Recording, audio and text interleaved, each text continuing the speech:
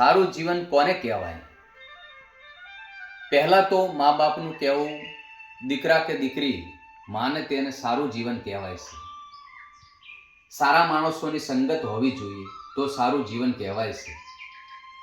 જીવનમાં સારું જીવન જીવવું હોય તો એક સારા ગુરુ હોવા જોઈએ અને શુભચિંતક હોવા જોઈએ. ગુરુ વગર જ્ઞાન ન મળે.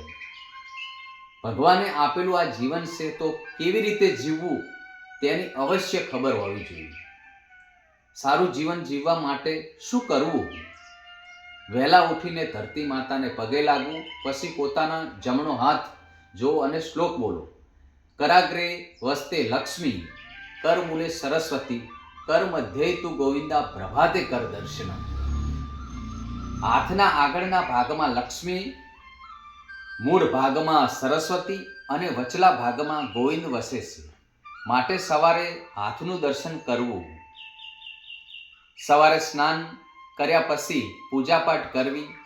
પૂજાપાઠ કર્યા પછી થોડું ધ્યાન ધરવું અને મંત્ર જાપ કરવા.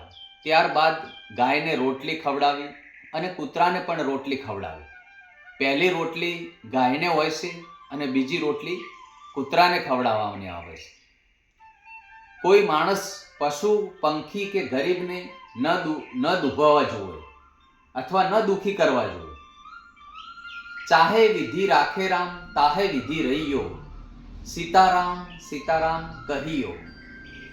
ભગવાન કે માતાજી જે પરિસ્થિતિમાં રાખે તેવી જ પરિસ્થિતિમાં રહીશું તો સારું જીવન કહેવાય છે. આજના જમાનામાં વ્યસન એટલે કે નિર્વ્યસની હોવા જોઈએ તો સારું જીવન કહેવાય છે. સારું જીવન જીવવા માટે શિક્ષણ, સંસ્કાર, દયા, ભાવ, પ્રેમ, નમ્રતા, વિવેક, ભાવના હોવી જોઈએ. આપણું જીવન આધ્યાત્મિક અને આત્મવિશ્વાસથી ભરપૂર હોવું જોઈએ. જીવનમાં એક સારું ચોક્કસ લક્ષ્ય હોવું જોઈએ. એ જ સારું જીવન છે. જય માતાજી.